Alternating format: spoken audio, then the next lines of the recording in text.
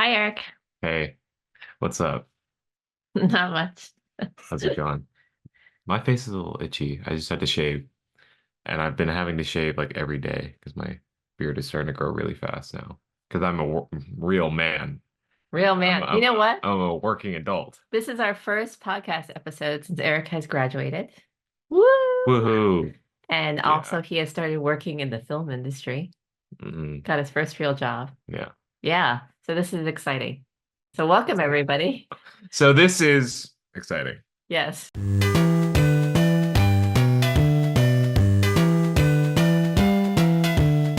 Welcome, everybody, to episode 19 of the Mom and Eric podcast. And today we are going to talk about all things Spider-Man. You want to pull up the? We're gonna do a tier list of Spider-Man movies. That's what our thesis is. We are going to do a tier list well, Spider-Man, but It's not all things Spider. If it was all things Spider-Man, then we would probably try and talk about. Well, I guess I don't know what. Yeah, whatever. I mean, we don't we are mainly going to do a tier list, but I will just say that we will also talk about other things. Okay. So, for example, I did want to start by talking a little bit about the history of Spider-Man and also why we think Spider-Man is so has such enduring popularity. Like it's insane how generationally it just keeps on finding new fans. Yeah. So, so just a little bit of backstory. Spider-Man was created in 1962 by Comics. It was created by Stan Lee and Steve Ditko, the artist. I will just say that while Stan Lee is by far the best known aspect of the Marvel comic book franchise, and he's credited, and I think he's rightly credited with creating all of these incredible characters in the Marvel universe, I think the controversy comes out of the fact that he did not draw. So he actually was not a very good draw artist. So a lot of the characters were brought to life by the actual artists who did the comic book series. But I think that Stanley did have a lot to do with creating those initial characters and the initial concepts for the characters.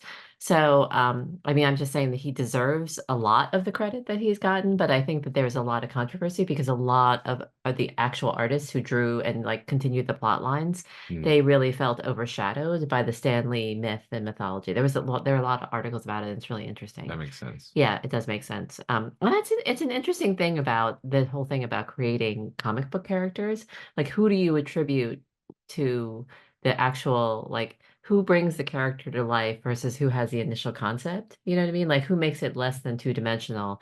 Because Spider-Man is one of those insanely popular superheroes, like incredibly recognized by everyone. And as I said, every generation of little kids, there's just a whole bunch of little boys and maybe little girls too with Gwen, that get indoctrinated into the Spider-Man mythology. So first of all, why do we think that Spider-Man is so popular? I think Spider-Man is probably, in terms of the broad scale superheroes, like the most relatable. I think Mm, everybody remembers like uh, uh what happened to Spider-Man and also like what it makes him Spider-Man.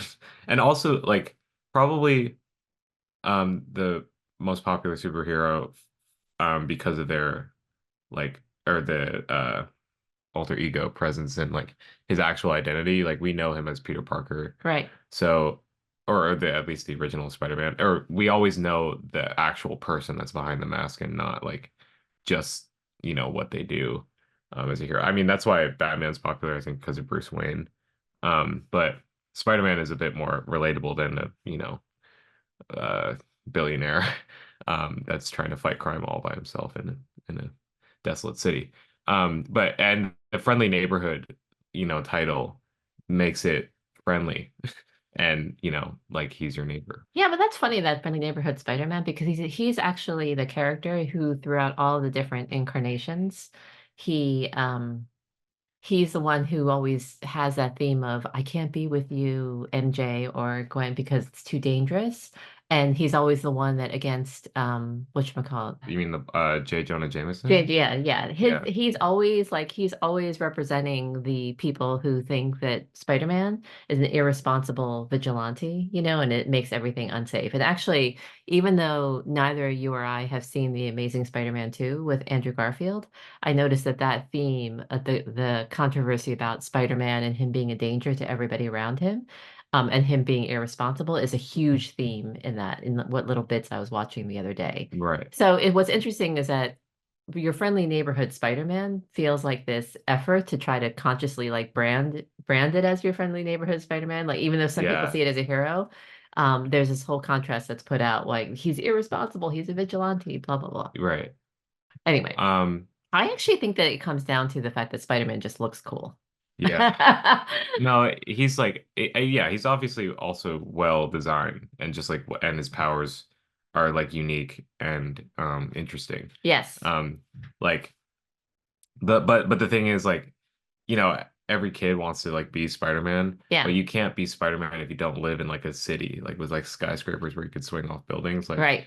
I'm not gonna be able to if I wanted to be Spider-Man, I can't like do that shit here in like Yeah. suburbs, just like flat. Yeah. I think that's interesting, but I think it's because he's unique for that environment, and that's just like the whole atmosphere. I think Yeah. the whole branding branding and all that. I think people more care about his origin versus what he means to the city, Yeah. I guess, like, or his own personal thing. Like the balance of relationships and stuff, that's like how can you, save the world and like be a person at the same time. Yeah. That's usually a theme. Um, and I guess it's just really relatable. Yeah, I think that the relatability thing that you first mentioned is actually probably the biggest appeal of Spider-Man. Yeah. His persona, the Peter Parker persona, is known as being sort of a science nerd. So he was one of the first characters to try to make nerds cool Yeah, before nerds became cool, right. with the whole, tech boom. Hmm. So and then the other thing is the mix of his powers and his scientific ability was always super, super cool. Like it was a really good balance between his actual superpowers from a radioactive spider and then the things that he engineered for himself. So everyone was so squicked out by that Tobey Maguire version because he shot web out of Yeah. his body, which was made fun of in No Way Home. But everyone was kind of outraged by that because they were like, that takes away the whole persona of Peter Parker as this genius Oh, scientist who engineers his own web uh, shooting stuff, which I get. yeah. And that's one thing that I thought that Tom Holland's Spider-Man did really, really well. I think that he did this sort of, I'm a cool, geeky, boyish, enthusiastic kid, but I really, really want to be cool. You know Yeah. what I mean? So, There's a difference between when they incorporate his intelligence and his interest in like yes, science stuff as yes, like a part of being a hero or a part of being himself, right. or like I think in the Tobey Maguire ones, like it was more his interest in science and all that. It did sort of play a part, in the story. Not really though. Like it just happened to be something that he was interested in, I think, and Yeah, that he went to college for. Like it's kind of stupid that he went to college, but yeah. he did because he's smart and he like wanted to study that stuff. Yeah. And that's why he had a hard time doing that and then being Spider-Man at the same time. Yeah. All right. So let's start tier listing. Okay. All right, let's see if this works. I think this is working. I guess we get to have these ads for anthropology on the side. Um so I laughed right when I opened this up because the bottom tier is Morbius right under F tier. Because they've just assumed you're already gonna put Morbius in Morbius tier. Is there any way that that's really funny. Is there any way to enlarge the screen so that yeah, Yeah, there we go. so that the anthropology ads do not show? I mean, that's fine if anthropology wants to support us. That would be great. I'd be happy if they supported me too, but that's Okay, not gonna happen. let's go in order. Before we start talking, I grew up watching the animated series on TV, the animated cartoon, like the first OG animated series of Spider-Man, which was actually referenced, I think, in the first Spider-Verse movie, because in all the multiverses that he encountered, one of the one of the ones was that original sort of hand-drawn animation thing, Yeah, which that I was an extra scene. yeah, Yeah, which cracked me up how old-fashioned it looked yeah, by comparison. But that's where that famous theme was yeah, developed. The Spider-Man, yeah, Spider-Man. That's that I think it was that show that that theme was developed for. yeah, Because every kid my age could sing that theme. yeah. Spider-Man, Spider-Man. Something about Spider-Man that is crazy is that there is like while there's so many sprawling characters and universes within the multiverse about Spider-Man, Yeah. like everybody knows and remembers the original, like Peter Yes. Parker, like everybody knows Peter Parker, everybody knows great power, great responsibility. Like in some ways, a lot of things like need to be incorporated to make it Spider-Man. Right. Otherwise, like it's not it people don't think it's authentic. Right. I know that people cared about that for the video game.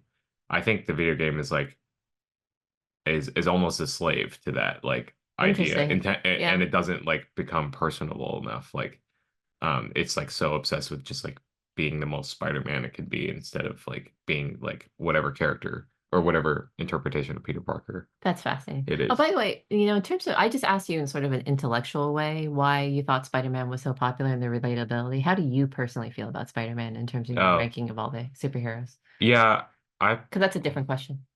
I think I love Spider-Man and I think like but when I think about superheroes, I think about, who I'd want to who what powers I'd want to have and who I'd Right, want to right, be. right. So the practicality of like being Spider-Man definitely does get in the way of that a bit. But I do love I think Spider-Man is an amazing character and especially because I love Spider-Verse and Miles Morales, I think. Um that at least showed me that like even if you have like a good template or a good character, you could still just have a completely original character that's based off some similar elements, Right, but like do something cool. So right. in terms of, I mean, definitely one of my favorite characters, sure. Like Yeah. Miles Morales specifically. I mean, Peter Parker's like done. I feel like they've done a lot, and I they, love Jake Johnson as Peter Parker. I yeah, love, Peter B. Parker, that's different. I know, I love him though. I love him as Peter B. B. Parker, Parker. B. Yeah. E. Parker. That's awesome. Uh, and then I would definitely rank Spider-Man in my top five of superheroes, Yeah, favorite yeah, yeah. superheroes. However, the thing that keeps me from ranking him number one is that I hate spiders. Oh yeah, I know. So There's the that idea, I too. mean, like the idea of getting bitten by a radioactive spider, I literally wince every time that comes up in any reference, any reference. Like the fact that the spider, especially in the Tobey Maguire one where Yeah. the spider's like skittering Yeah, around. I mean that's a good segue. Why don't we talk about Tobey Maguire now? I think Okay. like and I will say that first Spider-Man movie, well, this one, it's 2002, Yeah. and it has the coolest shot of that spider biting his hand because it's an actual spider, Yes. and that's dope. Like they did Yes. not have to. I mean, nowadays they probably would just like do CGI like of that spider, but Yeah. they got a real one and like they painted it a really cool way. Um, and that's just such a dope scene. I think and so for Tobey Maguire as a whole, I think I've mentioned this before. Talk about it. Yeah, but I had so for a while I'd only seen Spider-Man 2. That was like my only experience of Tobey Maguire. And it was a really great movie, but I felt that Tobey Maguire was like so Flat. lame, Yeah. flat NPC. Like Always is that I term. always say that because he just didn't seem like a very interesting character Mhm. as as Spider-Man.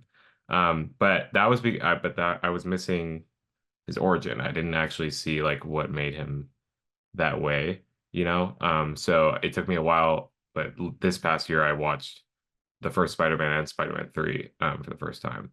And I I mean I was definitely missing out because this first movie I think is a really perfect origin story. It's like so, and it totally made sense why I felt like he was flat as a character, and it's because he he was just like the most palatable in terms of like projecting yourself onto that character. Like, just like everybody, he works and he goes to school, and he has relationships he has to maintain, and like, but he also has this thing he's really passionate about, which is like saving people that takes up so much time and like energy. So like seeing a character go through that entire process from the start, made it very much easier to empathize with that character and also to think, well, he really is just like a regular guy. Hmm. Um, that's what makes Spider-Man 2 scene where he's in the subway train so much more impactful because Yeah. like when those people find out like what he looks like and Yeah, I he's like love that scene. he's just a kid.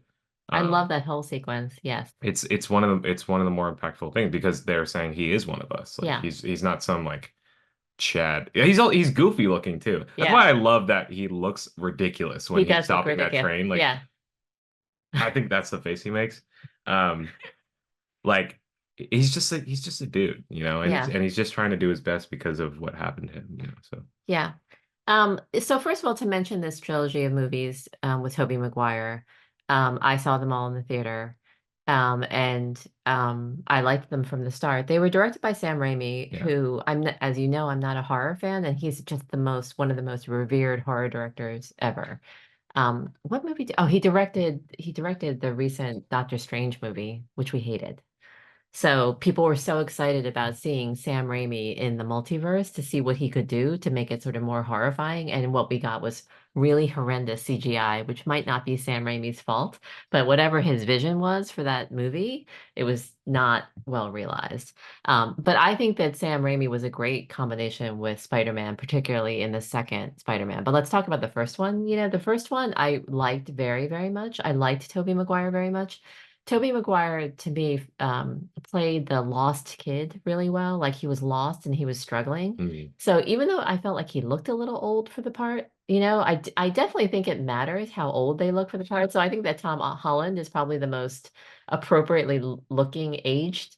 In fact, he looks almost a little too young for Spider-Man, you know? No, he looked pretty good. Yeah, but Tobey Maguire looked a little bit mature for the part, but I liked the fact that his face is so blank and serene that his most minute reactions, you find him, you end up watching him as an actor taking it in. So you this sense of wonderment and bewilderment as he becomes Spider-Man is really well done, Hmm. both in the acting and in the pacing of the first one. Yeah. And the first one was done really, really well, overall, like in terms of pacing and action. The one criticism of the first one, which I think was a really valid criticism, was that everybody said that it was a huge miss, the Green Goblin's design, because his face mask looked so not moving. You know what I mean? It was like a very stiff mask. I I fully disagree with Oh, that. interesting. Dude, his design of his mask is one of the coolest designs for a costume I've ever seen. Like, I think the overall design is really good, but if I had my druthers, I think I would have designed it as a half mask, not as a full mask, what? so No. that you could because it was so immobile. So, wait, what do Uh, you mean, oh, mobile? Like, why did it? because the mask itself was so fixed in place. It's not like Batman where you can sort of see emotion like in the lower half of somebody's face. I can't explain it any better Okay, than so. I don't, I don't agree. Okay. I think he looks fucking dope. I mean, that would, and also that's another thing, like, because I go back and forth on whether Spider-Man 1 or 2 is better. Um, I think Spider-Man 1 is like more compact and it's like more fun. It's way funnier. These movies are hilarious, like all Yeah, of they them. are. That's true. That is, by the way, the early Spider-Man, this early Spider-Man trilogy did humor incredibly well. Particularly, I mean, in little touches like Tobey Maguire's first costume that he put together when he Right. was trying to earn Oh, that's money. good, yeah. That was really, really And funny. then and he goes to like a wrestling Yeah, yeah, yeah, yeah, tournament yeah. where they and my first review I wrote like in all caps, Bonesaw McGraw. Like that's like the guy who he went up Yeah, against. yeah, yeah. It's like such a weird detail. The horror also the comedy and the horror are both like good. They're really well mixed together. It's Yeah. like they mix genres very well in this Yes, movie. Like agreed. because it could also get really emotional Yes. pretty easily. Yeah. And genre mixing is a big hallmark of of Spider-Man movies overall, because when I saw the first Tom Holland one, Yeah. I thought that that was like Spider-Man or a Marvel movie reinvented as sort of a teenage coming of age Yeah, film, yeah. Right, like, right. and actually that coming of age theme is really strong Yeah. throughout the Tom Holland movies. Yeah. But anyway, we should probably get to ranking these, Okay, right? yeah, sorry. I was just gonna say the first one was more fun. The second one was but second one had more emotion and more like character development, I think. So, Um, I put the first one as a B and the second one are you and kidding as an me? A. Yeah. Dude, I don't agree with that. Okay, where do you want Okay. to put it? Well, one thing I also realize about these movies is that it's really hard for me to like rate them Okay. because I do think because I think they're so well done and Uh-huh. they have such a like amazing presence. I mean, people turned up for the theater. Like, oh, this is also also doing this because they re-released all the live action ones in Yeah. theaters, and I went to see all the Tobey Maguire ones in theaters because I'd never seen them that in that way. So, and they were amazing. Even the like, okay, we'll talk about it. So I would put both of these in A at Okay. least. Like, I mean, I would put I like two better than one. yeah. So that's why I would put one at B and one at A. Yeah, that's like the most I could agree with that, but I I only do have one Spider-Man that I actually want to put up in the S. That's what the other thing yeah. too. I think S should be, I think we should be more judicious. We were really high on Pixar when we did the tier list for Pixar. Well, there are a lot of movies there, but also Pixar's really good. Pixar's really I good. we Yeah, don't the need to quality's high. shy away from putting stuff in. Like yeah, because I mean I do love Spider-Man 2. I think it does some things better than Spider-Man 1. I think Spider-Man 2 is so well done. Yeah. It's so, so well done. So Spider-Man 2 has dramatic conflict in the term that like where he realizes the cost of being Spider-Man, Hmm. and then his own psychological and then it has the building story about Harry, finding out that he's Spider-Man. It has the love, the tension and the love, and then it has one of the greatest villains of all time, which is Doc Ock. And also Alfred Molina does Doc Ock so beautifully, Yeah. so, so beautifully. Yeah. And that, as I said, that subway sequence is so unbelievable, Yeah. especially the pacing of that subway sequence. Yeah. The way that they build up to whether or not he'll be able to stop the train. Uh-huh. And then when he finally stops it, that quiet moment where they're passing him back, over their heads, Yeah. that lives rent free in my brain, Mm. which in my mind is a really memorable sequence. Oh, the other thing is I love the Tobey Maguire, the Spider-Man line reading where MJ finally finds out that he's Spider-Man and he's holding up that giant building. And I love it when he goes, "This is really heavy." I just love it when he says that, like, "This is really I heavy." love that moment.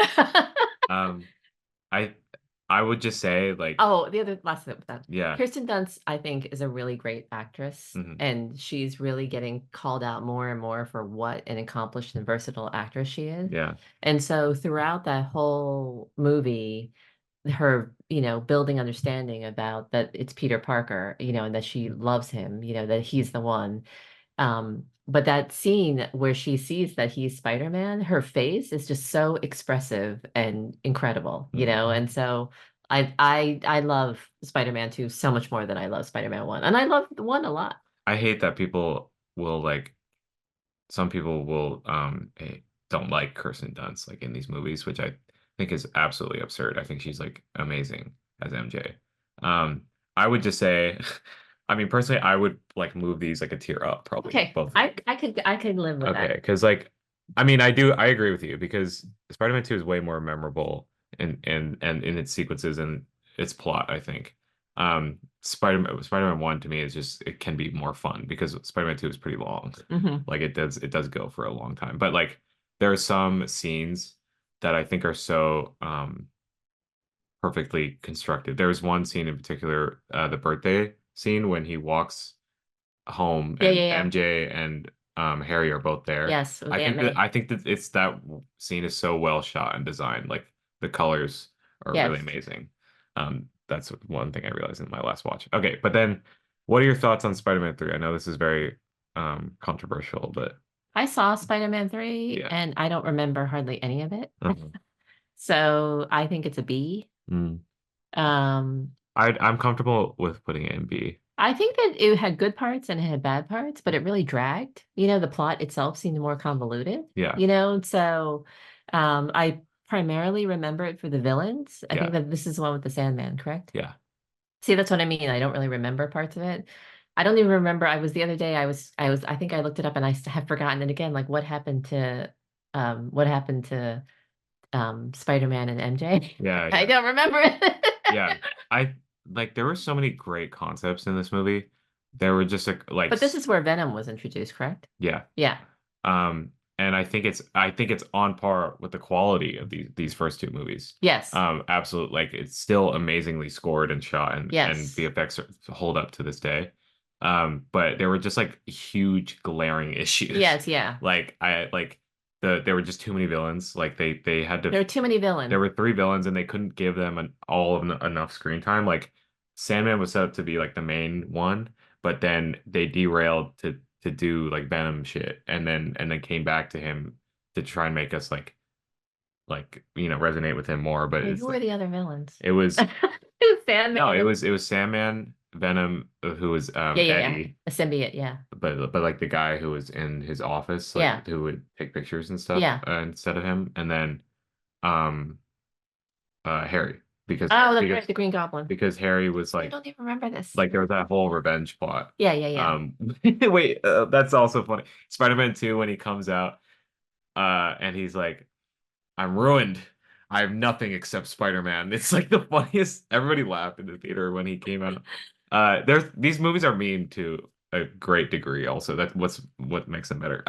Okay, so the villains, and then also the main thing that happens in the beginning that like really bugs me is that he meets like he's friends with like Gwen Stacy, and then when they have this whole festival for him as Spider-Man, like he's like egotistical about it, and then when he gets on stage, he like just randomly kisses like Gwen, and he does like their kiss, like MJ, and MJ's there to watch. Oh, wow. I Um, don't remember this at all. like he's like, Gwen Stacy. what's the woman from Jurassic World with Bryce Dallas Howard?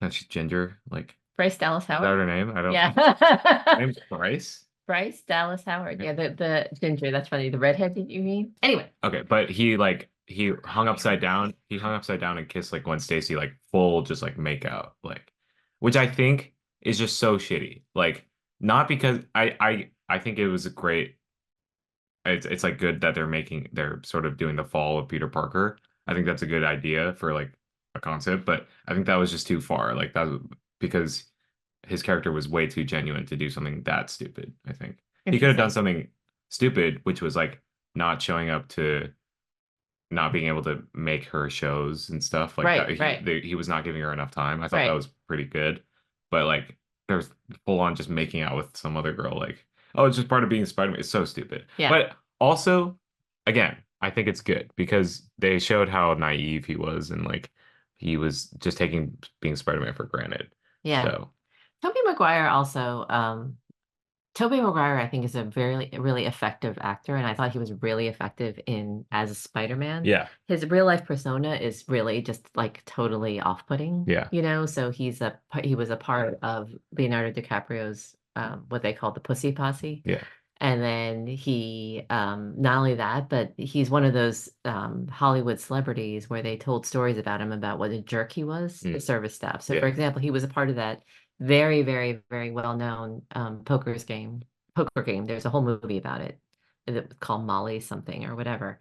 But the people who worked at that poker game, the people who served drinks and stuff, said that he was incredibly rude and never tipped, which I hate. Yeah. That's such a red flag. So Tobey Maguire in real life is just But that doesn't I have know. anything to do with the movie. It does in a way. I mean, it No. affects, it does. I think that Leonardo DiCaprio is a great Yeah. actor, Well, but actually, I mean, yeah, a little bit, but it does have to do with like, with if we how much we like because since they're embodying Peter Parker so that's right. much, like and we have to refer to them as their actor names if we're talking about like No Way Home, because otherwise there's no way to like Yeah. you're talking about Peter one, two, three. Right. It's interesting actually about this, the actor versus the character, Mm. is that and how their real life persona affects the characters. I really feel like Peter Parker always gets a really raw deal in any of his storylines. Like he just gets like why he has to bear more burden, it feels like, than other superheroes do. He has to pay more of a price, you know. So so he You gets mean like yeah, he has to pay more. canon events. Yeah, yeah, so he has to pay, it's because he has to pay more of a price, like it's always emphasized that he puts the people around him at high risk. He has to pay, he can't have a real relationship, all these things that he has to pay the price. So how can I say this? when Peter Parker, the character, acts like a dumbass on top of also having to pay that price, Yeah. that to me feels like too much. Do you know what I Yeah. mean? Like it's just too like I start to get this feeling like, oh my God, can't like why did you do that incredibly stupid thing? Like Yeah. because you're already like being persecuted for being That's Spider-Man. that's why like I think Tobey Maguire portrays the most human. That's right. Like, Exactly. He yeah. does that really I well. don't think the other two do that as well as he Yes, does. correct. And I agree with you. like it was so clear. That's why I thought it was really great in Spider-Man 3 because um after Spider-Man 2 you'd think, "Oh my God, they're together, they're happily ever That's after." right. But like when you actually think about because in the first two movies it was almost like too perfect of like a love story. Yeah, So in the third one when that's sort of confronted with you, like right. he's just like, "Yeah, I just love you so much." And like, yeah, that's like and he's not listening, Yeah, yeah, yeah, yeah, yeah, yeah. that I thought that real aspect of their relationship was great. Yeah, and you're right. Tobey Maguire did it the best Yeah. out of all of three. Yeah, but Okay. let's move to Andrew Garfield. I would put this in C. Yeah, I agree. It's funny about it's funny about our agreement that he belongs in C because I think that Andrew Garfield was the victim of being in not very good versions of Spider-Man, Well, number one, I don't I think Andrew Garfield is a great actor. And what's weird is that when he did his cameos, when he reappeared in the Tom Holland Spider-Man, people thought that his performance was the best out of Yeah. all they thought he was great, when he showed up. Like people were calling him out saying, "Oh my God, Andrew Yeah. Garfield was I so used amazing." to I used to say that all the time. So, but they didn't like him very much in the actual movies Movies. that he was Spider-Man in, which I think can be attributed to a bunch of things. One is that the movies themselves are not very good. The way that he played Spider-Man, he played him as a really jittery, anxious teenager. It's like he had this permanent he was nonstop ADHD. Yeah. And so Tobey Maguire's contemplative performance Tobey Maguire was the best at sort of showing his reaction to the becoming of Spider-Man. And then Tom Holland was the best at showing Spider-Man as a teenager, like his Mm, teenage context, yeah. Whereas Andrew Garfield is a great actor, but he might have been too old by the time he became Spider-Man. Yeah. He might have been too old because nothing about that first movie struck me as memorable. Nothing. I I think that the Andrew Garfield as Spider-Man or the even the like just like the first movie, which is the only one I've seen. But it's like the most like sexy emo Spider-Man you could possibly He is very hot, like yes. I'm saying because that didn't make sense it didn't make sense that he was in high school. Like it didn't make sense um that Sexy he emo. it just like he was very fun to watch on screen, Yeah. but like but when I watched him and like the scenes with him and Gwen, it's like so like hammed up like Yeah, yeah, yeah, romantically yeah. and whatnot and the drama too like and even with the whole drama with the city and the lizard and all that like it's all blown up like to be like sort of sexy and like cool and stylish and like Yeah. not exactly like grounded or in any sort of message, but it's just like cool. So that's why I like it. But I do think it's lacking in terms of like raw, like true emotions and characters. Like I think Andrew Garfield, if they put him in college and if they had that, style, but they had the story maybe go a bit of a darker route, I think that would have been really cool. Oh, that's a great I suggestion. think That's a really good suggestion. because okay, so this came out and people hated the suit. People not only hated the movie, so lots of people love the movie, right? But like some people hated the suit and hated the movie. And I think it's because this sort of fell victim, especially afterwards with the second one, it fell victim to the whole he has to be Peter Parker, great re power, great responsibility. It's like almost a curse sometimes, I think, with like the Spider-Man um I agree. ideology. Yeah, I agree. That's what I was saying. Like he gets the rawest deal out of all Yeah, the superheroes. It's yeah, constantly harped on about how much yeah, he has to sacrifice, yeah, which by the way, that is I just can't accept the extent to which he has to sacrifice in the final Tom yeah. Holland movie. But anyway, Like so yeah. they put so much care into this design of this suit, and it shows. And I also think like when he starts wearing it and he starts being Spider-Man, like he's like mean. He like goofs around with the criminals and he'll just like web them up and shit, like Right. and just like mess with them. Yeah. I think that, but that's like sort of dark. Like you know, it's not you stopping crime because you have to stop crime. It's Right. like I'm just gonna fuck with you because I'm trying to find my uncle's killer and I will stop at nothing to find Yeah, him. yeah, yeah. Like, and if they kept going down that, like I think that would have been cool. And they even hinted at it too when it came back in No Way Home. He was like, yeah, after MJ or after Gwen died, I was like, fuck. I was like, I just was a different person. Because it's inferred that he like went harder on criminals and he Yeah. was like, Interesting. I don't remember this at all. I think that's a great suggestion that it could have gone in a darker direction and that it could have been they could have aged him up and it might have worked yes, better. yes, And it also proves a more universal point, by the way, which is that there are lots of people who will argue against Star Wars branches as saying that they get outraged when they violate the tiniest little bit from the yeah, canon, yes, right? And so that's not, and those people who are just to insist that everything should stay the same are ridiculous. But there's a whole nother legion of fandom that says it's okay to do your own take as long as you do it in a coherent yeah, and fully realized way, yeah, you know? And so if you don't do it in a fully realized way, like if Andrew Garfield is coming off as sexy emo Spider-Man, but he's still in freaking high school, yeah, yeah, you know what I mean? Then the issue is not that somebody decided to do a different take on Spider-Man. The issue is that they just didn't do it right. They yeah, didn't do it in a meaningful way or in a yeah, coherent way, you know? So that's the issue. And it's a shame because I would say that Andrew Garfield he's a great actor. He's a really great actor. And he was great when in his reappearance as Spider-Man in No Way Home. yeah. So, but yes, this movie I belongs in used C. I used to think he was the best because I thought he was the coolest. Yeah. And I sort of, but since seeing like Tobey Maguire's first Spider-Man, it's like that to me felt like what Spider-Man was meant to be. And even saying that is like already enforcing this onto like, Yeah. but then love Miles Morales. That's kind of different. Yeah. But it's the same in a way. But I So just like it's amazingly designed. Like I just love everything about how it looks and how it feels. yeah, I was actually noticing that on when I was watching two Yeah. on TV the other day. I haven't seen two from start to I'm just finish. gonna put two in the Morbius theater. It's like I But don't two, know. but I was thinking, it's interesting because I thought that two also looked really, really amazing, Yeah. you know, and I was like, well, they got the look right.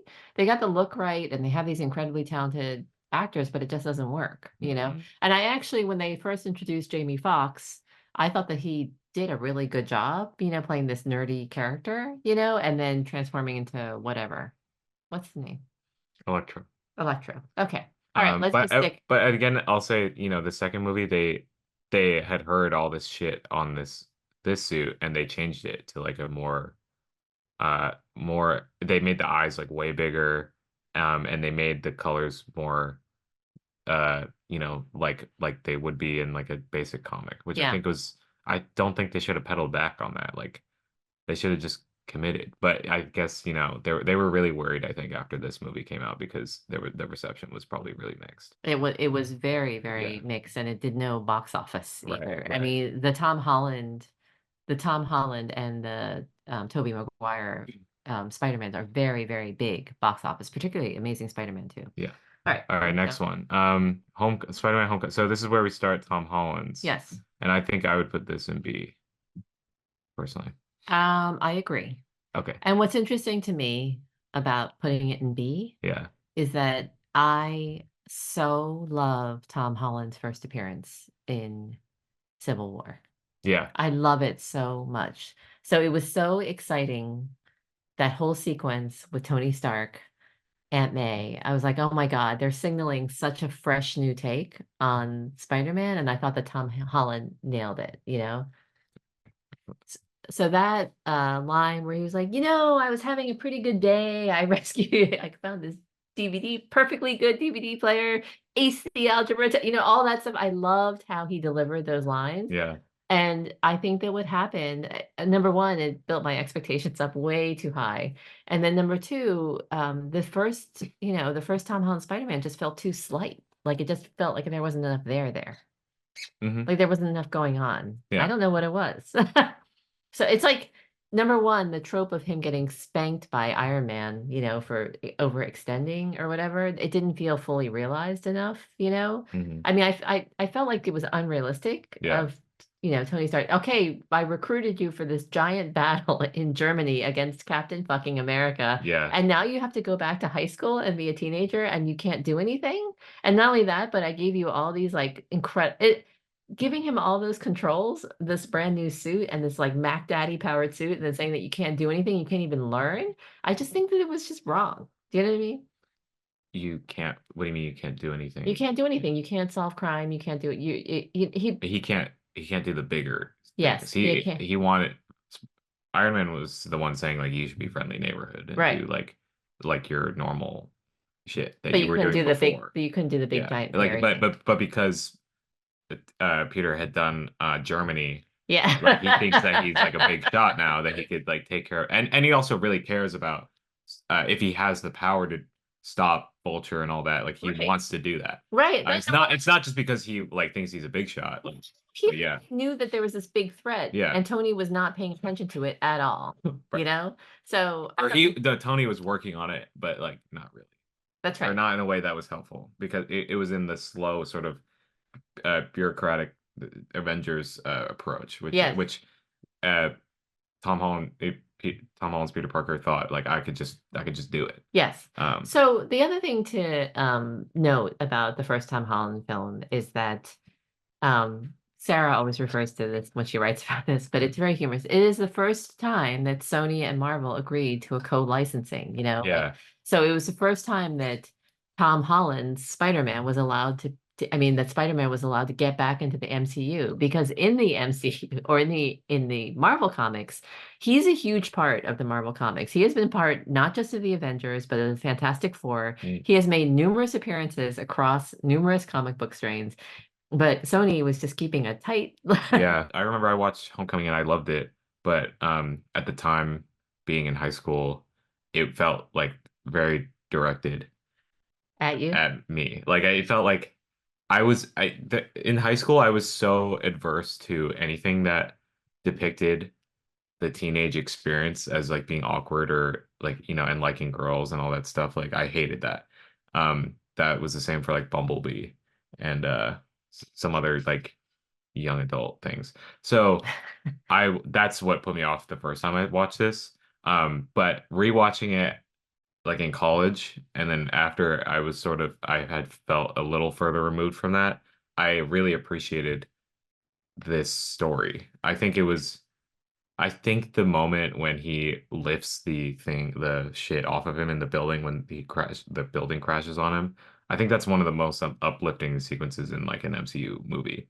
I think because um and No Way Home, watching No Way Home made me realize like kind of the significance of Tom Holland's character, but he comes off to me this like trilogy is like the privileged Spider-Man. Like the Spider-Man who literally had it all from day one, but still found ways to fuck up like tremendously. Yeah, that's what Um, drives me crazy about this one. yeah, that is what it can drive you Self-inflicted crazy. wounds. Yes. But in a way, it's handled mostly pretty well, I think. Because Self-inflicted wounds, unforced errors, as they call. yeah, like um I think it's a good message. And I think it's done the best in this movie because he's totally justified in wanting to help and stuff, but he still like is very immature and doesn't know how to do it yet. But he figures it out. Like he tries his best, and then he's given literally everything he wants again. Like he's like, okay, you're an Avenger now. Like great job. But he decides himself that I can't do that yet. I'm just not ready for that. And that's like the real maturity that he gains from this movie. Um, now it does it sort of revert in the next two movies? I think it does. But like that then at the end of the last movie he gets a whole reset. In the worst way possible because everybody forgets him. So I think that's like I thought that was it could recontextualize things. I do think it's like not done the best, but I do respect it a lot. I think that Tom Holland gets punished the most out of all the Spider-Mans. Like, and he gets written as the guy, as the Spider-Man who does the dumbest things. Ah. So, and real, not just dumb things, by the way, like cataclysmic things, like handing over the glasses in Pretty Far From stupid. That Home. was really stupid. And then trying to mess with the multiverse, like the multiverse in the third one, Yeah. to try to reset a mistake. Yeah. Like, I think the conception of the second movie, Far From Home, is not just like kind of stupid. It's also forgettable, but like, yeah, it's just like it just feels so out of nowhere. Oh yeah, Tony Stark died, so he's gonna give you some glasses that right. have some super powerful AI with drones that because Tony Stark uses drones, right?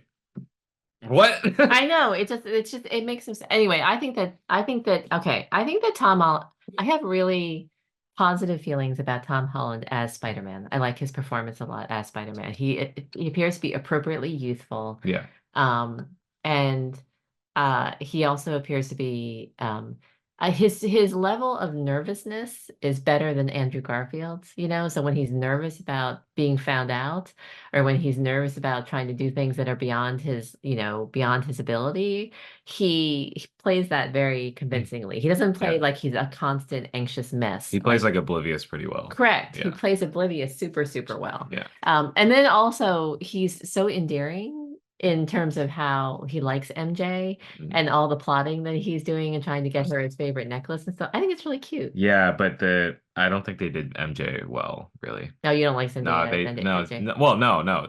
Zendaya, see, that's another thing. Homecoming's my favorite out of the three because Okay. like I think it encapsulates like the story and the messaging the best in that one. And also MJ's unique in that one. Right. She's like just she's very obviously an outcast, Yeah. like and not with the you know, with everything that's going on. She completely changes to Zendaya by the third movie. She Like changed it to Zendaya. she's absolutely a different character. Like and I think Far From Home was very cute the way they got together. Yeah. It sort of came about a little. I mean, it's crazy because there were so many movies in between these movies, like the Avengers, all that shit Yeah, happened yeah, in yeah. between the first and second, which I think is crazy. Yeah. But they skipped a lot, and they just had to make you believe, okay, he just likes MJ now, like that's fine. Yeah. Um, and that's cool. Uh, but then so their romance was pretty cool. But once they got together, then all she was just Spider-Man's girlfriend. Oh, Like interesting. they totally took away her characterization. Um, and I know it was like sort of about her and like her in the third movie, like her forgetting him and all that. But maybe that was intentional because maybe The story between him and his best friend, oh Ned. Ned. His friendship with Ned Yeah. is much more vividly portrayed than Yeah. his romance with Yeah. And maybe I think maybe that's Ned is intentional. Ned is a great character, and Yeah, no, I love Ned. maybe that's how Jacob Batalon He's plays it. probably one of the best parts of those movies. He's one of the best parts, hands down. Yeah, One yeah. of those, and actually, when he and Guy in the Tom chair. Holland are on, yeah, That's where they came up with Guy in the Chair, I think. yeah. The first one. When he and Tom Holland are on the screen together, those movies actually like spring to life. They Yes, totally spring to life. It's absolutely. wild. Yeah. So in other words, the Tom Holland movies got some things right, but Mhm. they did many things not so well. And I actually think, going back to the original point about this was the first moment that Sony let Spider-Man play in the MCU. Yeah.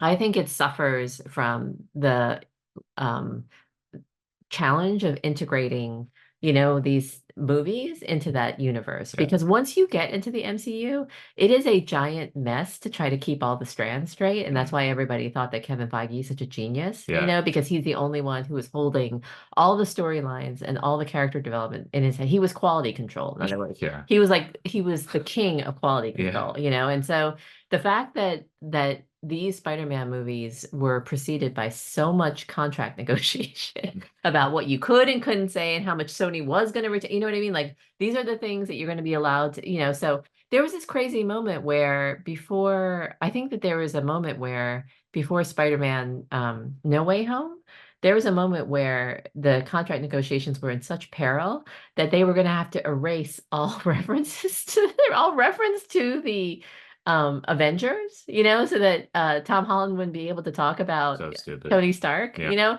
And they knew that they wanted to pursue that whole villain multiverse plot, they wanted to bring back Doc Ock and the other Spider-Mans, but they had no idea if they could work in what had happened in the terms of the backstory, which is ridiculous. That's insane. It's ridiculous. So that's just what shows, it's just what happens when men in suits are trying to like wrangle over like when lawyers are trying to make movies. When lawyers try to make movies, that's what happens. Yeah, But true. anyway, so where do we want to put the rest of the trilogy? Do we want to just talk about them quick? I I know we're going I long. know, sorry. But I think we're both C. I think they're both because they're still entertaining. I'll Yeah, watch either of these. I think they have some issues though. Like Far From Home is just too I just don't fucking remember anything. And I've then watched that a also bunch on TV. yeah, and but also like it Jake Gyllenhaal and Mysterio and that whole plot line, it's not it doesn't feel gripping enough to really feel like something huge. I think it obviously the whole end is that it's revealed he's Spider-Man to the world, Right. which I think is so crazy. My God. And I think that's really exciting, but also I just don't care about this movie. And then No Way Home, I think the while the three Spider-Man coming in is like amazing or that's incredible and everybody was satisfied with that. Um, I don't it's just like wasn't as cool to me as it should have been. I think the fandom loves the third one. I Of did not course. love the third one. I Yeah. think they love the third one, Yeah. but I did not Apparently love the third one. I that was like we experienced Endgame together and that was amazing. We didn't experience No Way Home together, and We didn't. we didn't go opening weekend. We went 10 days after it came out, and the theater was like dead. We didn't experience it together. No. Oh no, we did, but Oh, we oh, went after opening weekend. oh. Okay. So we didn't go with like all the Marvel fans. But I think it's a testament, like Endgame had people showing up like forever, like for that in theaters. No Way Home, like after 10 days, we showed up and like there was like no excitement whatsoever. No Way Home was so long. It was very long too. It just went on and on and on. I'm really upset by this. I know you and I have talked about this already, but I just thought that Spider-Man was punished way too much. Like his aunt dies in this one, and Yeah, he makes dumbass mistakes about screwing around with the multiverse. yeah.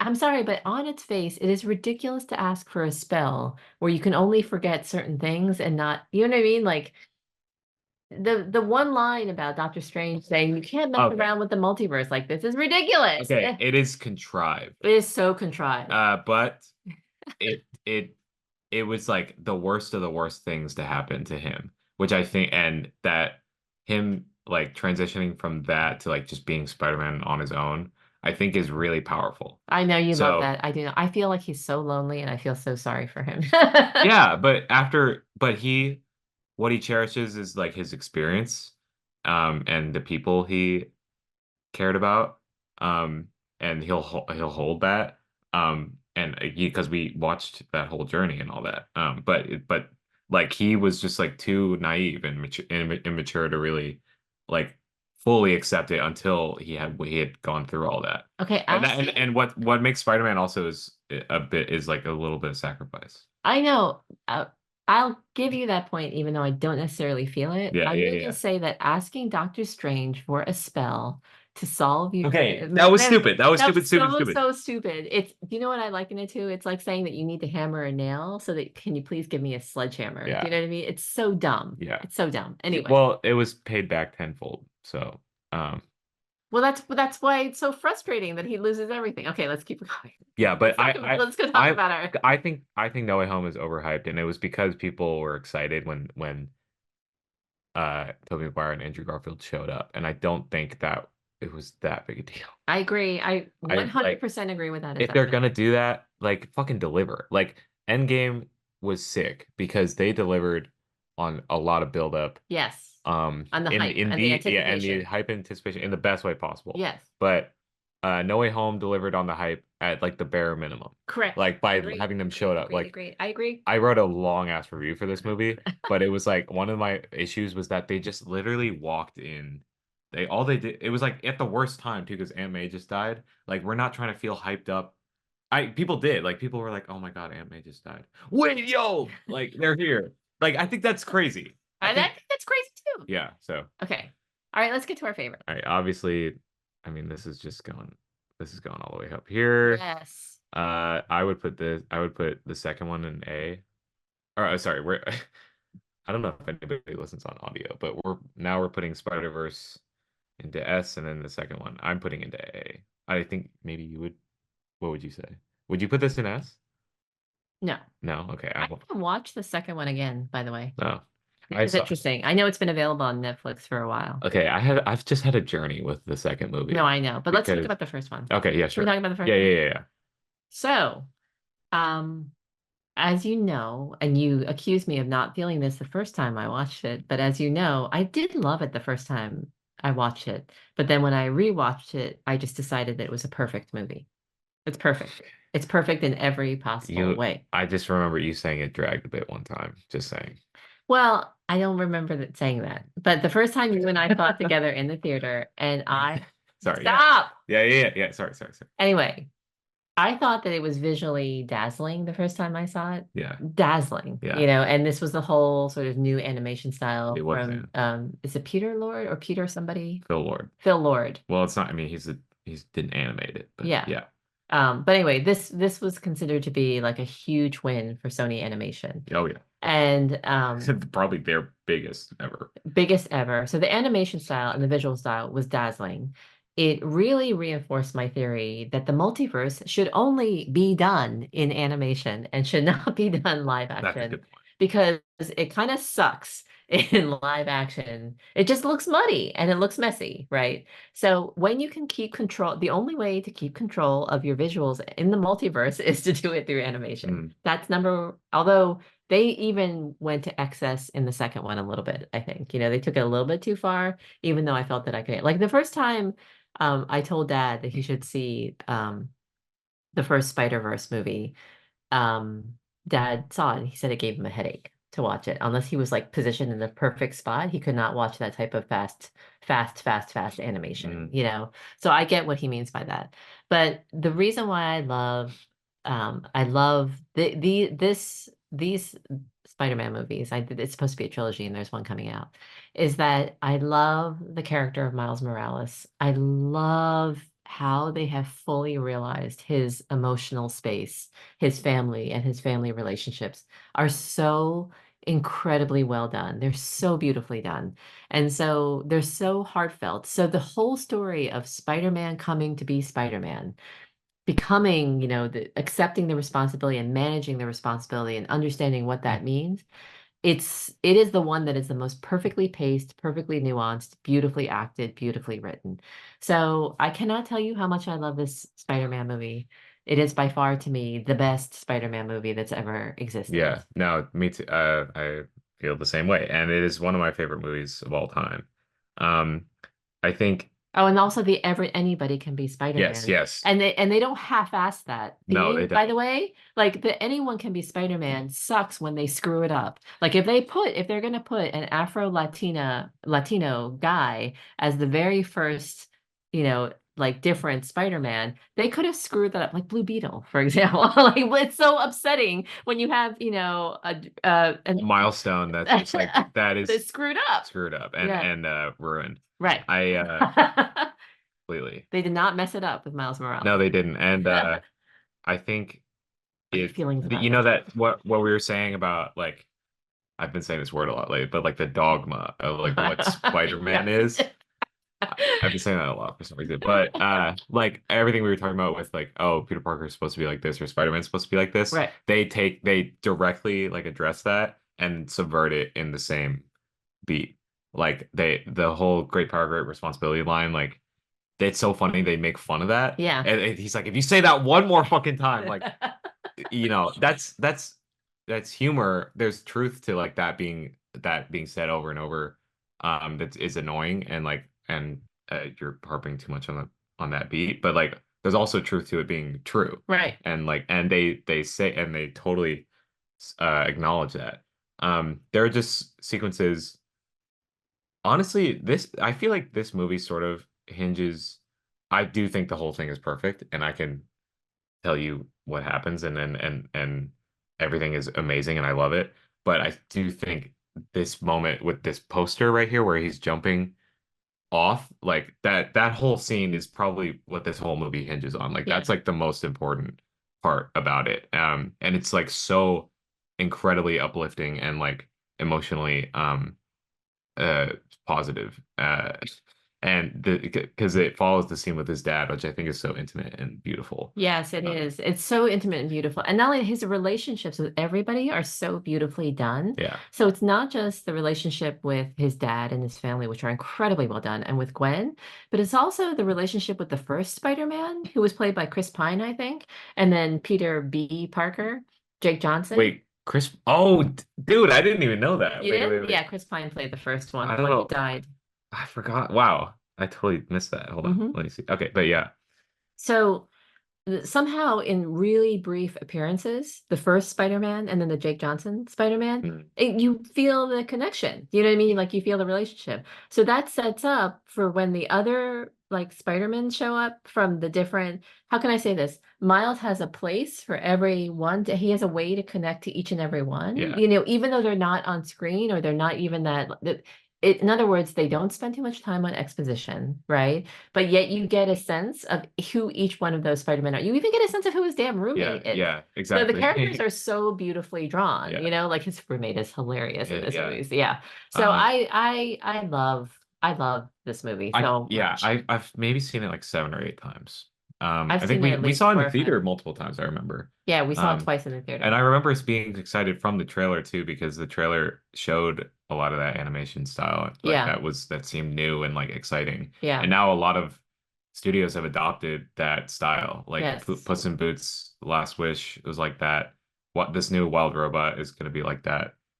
So like this is where 3D shines like the most. Yes. Um, Yes. and it's when animators and these filmmakers are given like so much liberty to do all that. Yeah. So when you were, this reminds me actually of something you taught me during our discussion of Kung Fu Panda 2, Yeah. which is that when you say 3D animation, you're saying that's animation that's done very much from a 3D perspective. Like they build a Yeah. whole It's 3D CGI. world. This Yeah, is but CGI too. yeah, but CGI looks really flat. Like when you say it's CGI, I think, oh, that's when they do the waves that they don't Yeah, look but like waves. technically it's just a technical thing. It's like Okay. it's still technically CGI, it's just different. Like Yeah. because they spend more time on animating things, I Yeah. think. From what I Well, know. But there's a whole technical aspect to this particular style of animation. It yeah. was how many frames that they were Yeah, able to yeah. do per second But or whatever, right. which was actually really interesting to me when I read about it at the Yeah. time. But And they also leave evidence of that they worked on it, which like I think is unique. yeah. Like in the movies following this, like Yeah, Teenage yeah, Mutant yeah, Ninja yeah. Turtles too. The new one, like they'll leave like scribbles and like line drawings, all that Yeah. stuff. Like Yeah. there's Well, evidence that people actually put their hands on this and like created it as a form of well, like art. that's actually a point I wanted to make as we segue into the second one, which is that I think that the visuals, aside from the animation style, the technicalities of the animation style, I think the Mhm. visuals of the Spider-Verse movies are dazzling, like Yeah. gorgeous. It's like being Mhm. subjected, by the way. And for some people who are really sensitive to strobe lights and imagery and things like that, it's a little bit like being constantly pelted with art. Do you know what I mean? Yeah, Like that's fair. your brain is being asked to accept so much dazzling Yeah, art because there's so much color, there's so much line drawing, you know, yeah, there's so much like scene composition. yes, It's insane, yeah, right? So it's a lot mentally to take in. it is. And that's the probably the issue with the second one Yeah, is that it's too much of a good thing. it's a little bit too much, Yeah, and it's a little bit too so much. much that it didn't even fit into one movie. Like, Yes. did you like? Okay, so you knew going in like that there'd be another movie, right? I knew going in that there would be Okay, another because movie, but I still didn't know that it would cut off like that. I didn't really know that per se. Like, I thought it would just be the next one. Like, I don't know. Like, I didn't go in thinking like, okay, this is gonna be this one and the next one. Like, it just felt like so. That's why at my first viewing of it, like since it sort of cut off, it like I didn't view it as well as I do now. I mean, what you said about like the cult, like I saw it with a couple of friends, and one of them said like, "Oh, it's like colors being spammed in your face for 2 hours." Yeah, And yeah. he's just like not into these types of movies, but like also that's a valid point. Like even Hmm. if you look at these two posters, this poster is like so. simple and It's beautiful. yeah, And then this one's like crazy. I've seen all these posters for Into the Spider Across the Spider-Verse, and it's like they got to fit all the Spider-Man in one poster, and like I they're all know. like running and shit. It's really cool, but also it's a lot. Like, The which one do first, I prefer? Like, the simple, stripped yeah. down, humanistic more story. That's And right. The yeah, first time I started to feel like, oh my God, this is getting to be too much, yeah, was the India sequence. hmm This, yeah, what was it? I yeah. forget what that world is called, but the India sequence, I thought I was sitting there thinking, Mhm. this is appropriate because this is actually what India feels like, this cacophony of noise and color and scenery. It's like it just feels like too much, Yeah. And so I felt like, okay, this is working. But then when they went to the secret place with whatever that place was called, where all the Mumbat, like Manhattan, but Mumbatan. yeah, Mountbatten. And then when they went to the place where the secret league of whatever time cops That was in Nueva York. yeah, that is when and the chase scene, I just felt like it was getting way too overwhelming. But what's interesting is that when they go too overboard on doing too much, that's like eating to it.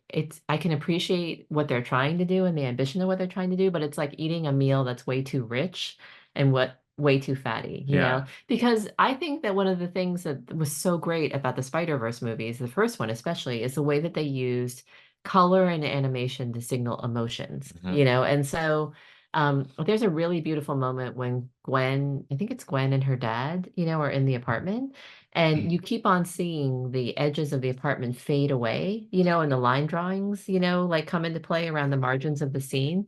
And that's signaling how fraught that conversation is, like how difficult that conversation is. And so that's a really beautiful scene. And you're just like, can you just give me more moments where I can stop and appreciate the beauty of what I'm seeing Yeah. versus like spamming me in the face Yeah, nonstop? it's almost too good.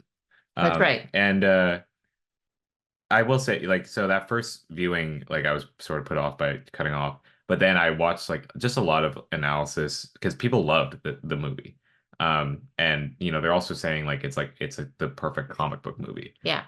They embody the tone and the style of comics very well. I'm not super into comics, but like there's that. Yeah. But there's also story reasons for every artistic choice that they put in the movie that I respected a lot. Like Gwen's World, they kept describing it as like a mood ring. Like it would change colors based on like what was going on. Yes, that's right. It was And then incredible. like Miles's like realization and that whole arc of him just like realizing what's going on. I didn't really get it the first time because I was just sort of going along with like his journey, Yeah. but seeing it as its own thing now it's good. So it like I saw it two more times and it got better every time because I Okay. just like I understood it more and I actually emotionally resonated with it the more I saw it. Yeah. But it's like it's the greatest trailer ever made. Like it's not like an actual. I think the argument you were talking about, I think your reviewer Sarah, right? Like she said this, I mean, Empire Strikes Back had an ending like this, but Yes. this one didn't. Yeah. Like, and I think that's a valid point. Yeah. You could say that Miles like rejecting the spider people, um, that's like the ending, but it just felt like the beginning to something. Yeah. Yeah. Like, Yeah. which I think is it's to its credit good. Like that's what comic books do, and I respect that. But I love movies, Yeah. that are contained. Right. I need a movie to be like a one full experience. That's why the first one is so great to Yeah. me. So Um, in terms of the animation or the art just being too much, like they just didn't rein themselves in, it reminds me of how filmmakers make really thoughtful choices. And this is a big deal with George Miller, why his, Mad Max movies are so beloved. The choice between live action stunts and effects yeah. and CGI is the same choice that they were making here in terms of balancing story, visuals, art against animation technology. And so just because you can make it that frantic and kinetic doesn't mean you should. Mhm. And there is a big expose about how they work. Mhm. Apparently, they're very messy filmmakers, Yeah. and so the messiness can result in brilliance Yeah. sometimes, but the messiness also results in just plain messiness, Yeah. so Have you been seeing all those videos of animators making videos about how they like how they film themselves doing the motions, like the Mm-mm. animate. It's really interesting, Oh, like interesting. because like animators themselves are the one they're their own actors basically. Yeah. They use the voice takes, but like they're doing all the movements, and they also got so much participation.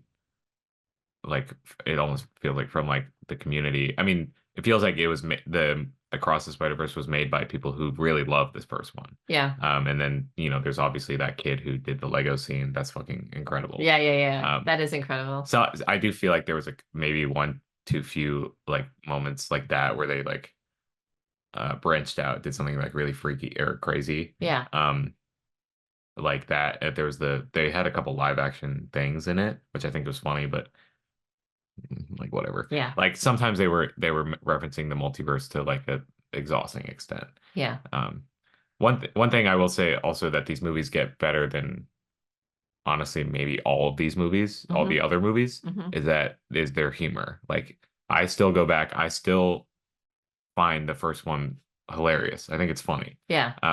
If I'm rewatching it, I'm still gonna laugh at the moments they want me to.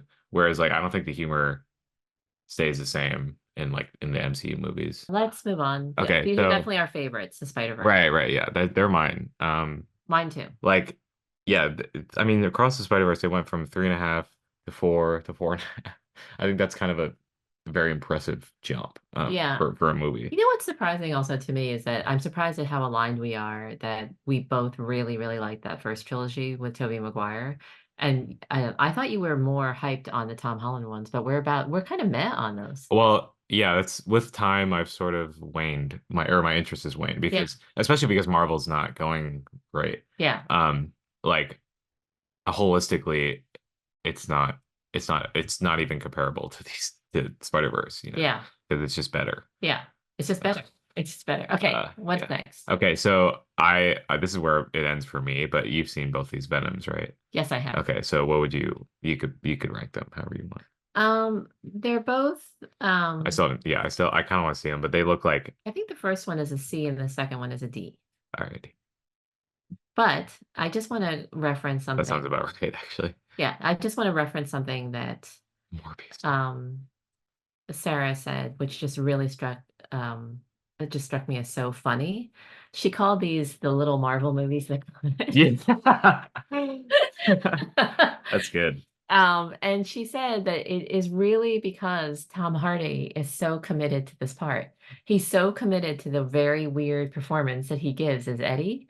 And, I will say that that is the only thing that stuck out to me about this mess of a movie. These movies are really messy, but Tom Hardy is so funny as Eddie. And the constant negotiation between him and Venom about how many people Venom gets to eat and how bad Venom is kind of hilarious. Yeah. The other thing that's genuinely funny about the second one also is that Venom gets scared.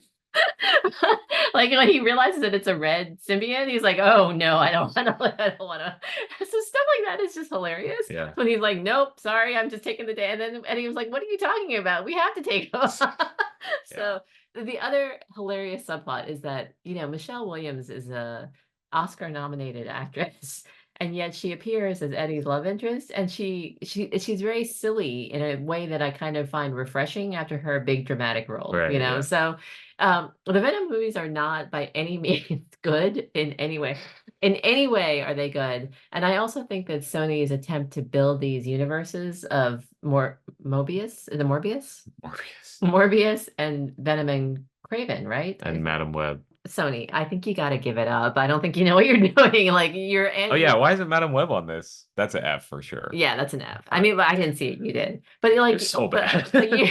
but you had a what was I gonna say? But Venom is like fun bad. That's exactly right. Venom is fun bad, so it belongs. It definitely belongs Like to C. I still want to watch them. I haven't yet because I don't have the energy. But I actually think that also the CGI is well suited to Venom as a villain. So the way that Venom comes out. like as you know, I get really tired of stale character design.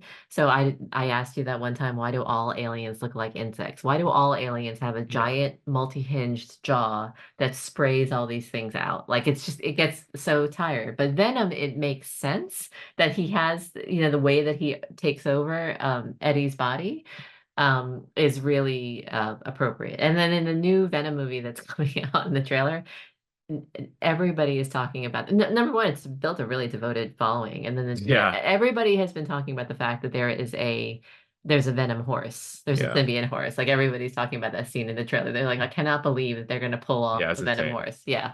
So anyway, but I think that they belong there. And in terms of my watching, I would totally say it's a fun bad. It's a fun bad. Fun bad. Yeah. So I think Um, that takes care of it all. yeah, and yeah, again, I don't know why it's not here, but Madam Madam Web Web, would be an F. that's an F. It probably belongs in the Morbius character Oh yeah, no, no, category. no, Morbius here for sure. Or it has its Okay, own category like Madam Web.